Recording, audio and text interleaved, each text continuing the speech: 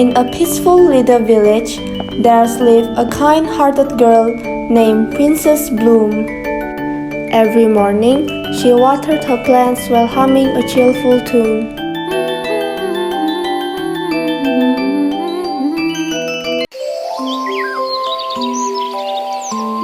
Good morning, my lovely flowers.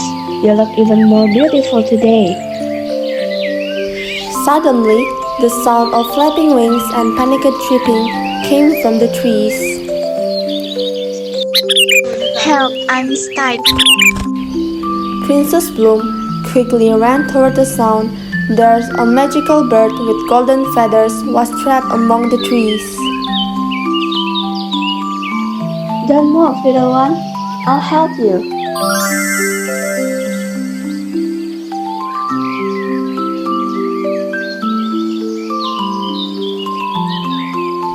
The magical bird, feeling grateful, so he dropped some magic seeds at the garden. Magically, the seeds grew overnight and grew a very rare plant that could heal people. That day, her mother suddenly got very sick that even nobody can heal her. Please find me a doctor. I'm dying.